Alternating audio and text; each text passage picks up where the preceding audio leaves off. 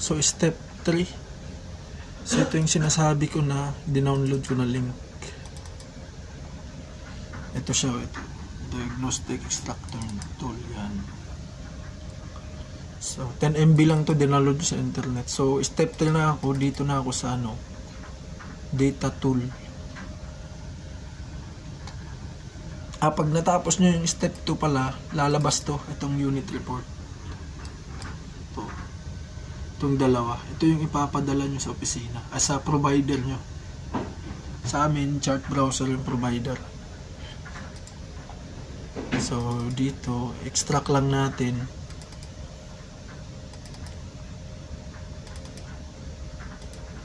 Extract.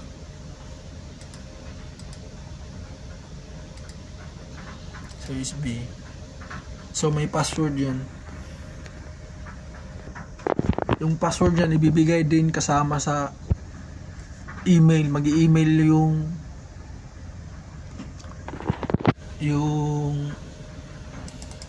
provider. I-email nila yung link, tapos kasama na rin yung password na ibibigay nila. Itong diagnostic data tool. So punta na ulit tayo sa ECDIS. Ito na yung step 3, pangatlo. So eject lang natin. Eject. So una kong nilagay sa master. Master lagi una, master back. Iba yung boses ko kay inuubo. So punta kayo settings, exit navigation mode, same process pa din.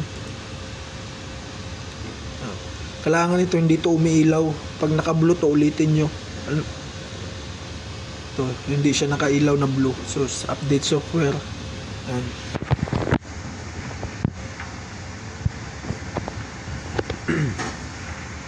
hintayin nyo lang na mag 100 siya, tapos lalabas na yung file.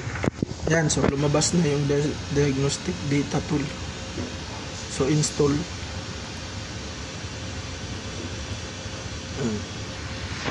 So same na naman, yan na naman lumabas.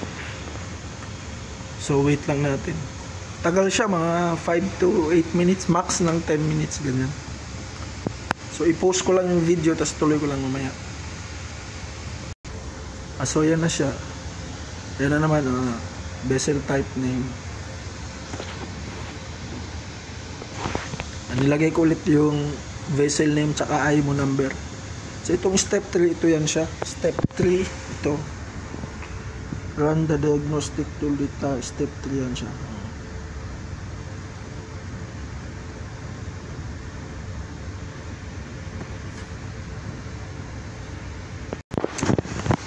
So yan na. All done. Please follow steps shown in the chartboard. So take note pala, huwag kayo mag-update ng software kapag hindi sinabi ng provider.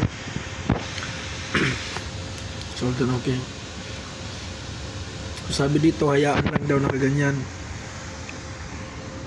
So go to back. Wait muna ng 45 seconds. Tapos punta na sa backup station. Wait ng 45 seconds bago tanggalin yung USB. Yung USB natin.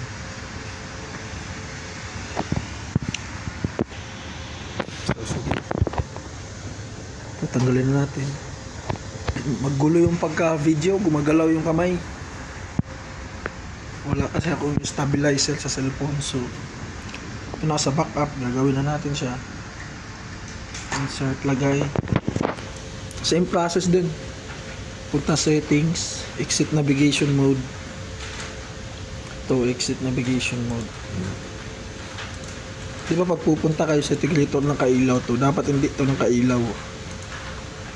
Kaya punta kayo ng settings, tapos exit navigation mode.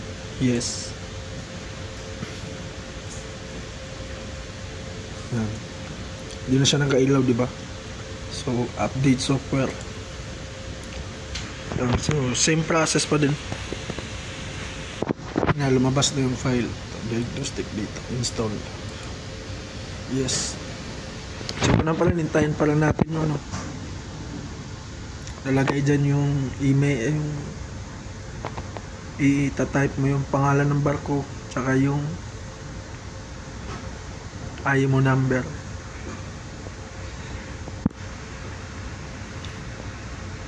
Ano, pag natapos siya, merong automatically magsisave sa USB nyo na naka-zip na folder. Yun yung ipapadala sa provider. Mamaya ipadala natin doon, o ilagay natin sa outbox, sabihin natin si Kapitan. So kasama na rin sa nun. So after nito, pakita ko yung papasok na folder sa sa USB. So yan na, tapos na, all done. Follow steps. So unang i-shutdown ang backup, shutdown, backup, yes.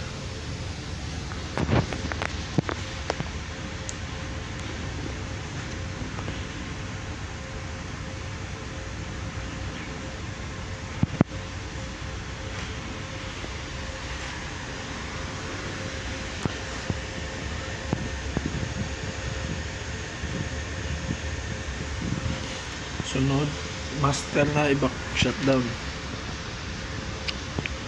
Tapos master shutdown.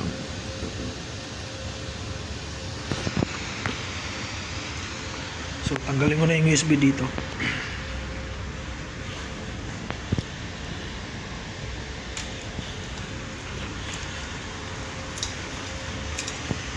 So ipakita ko yung dumating na yung sinasabi ko na automatic may isi-save siya sa USB. Itong dalawang report yan yung kakopy nyo, tapos ipapadala nyo doon sa chart provider. Ito yung sinasabi na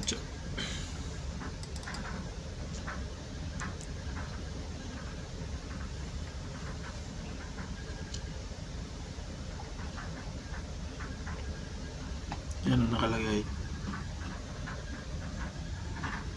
Once you extract the diagnostic report, send them to via email to eglobe.chatword.com. Yan.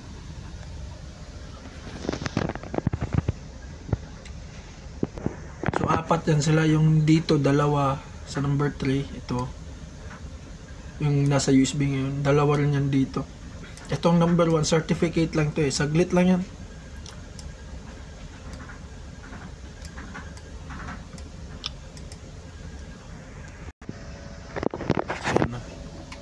So ilagay ko na to sa outbox ko, itong dalawa tsaka itong isa.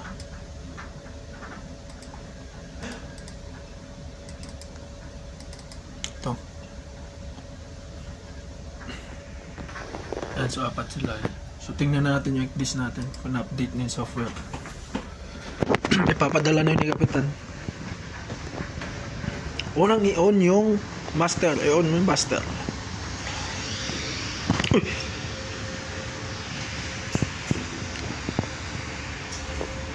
Sunod i-on yung backup. So yun lang. Thanks. Hope nakatulong. Tapos i-check nyo yung yung software kung na-update. So bago nyo gawin, picturean nyo muna para makita nyo yung pinagkaiba ng software update. Sa akin, pinicturean ko dito sa cellphone.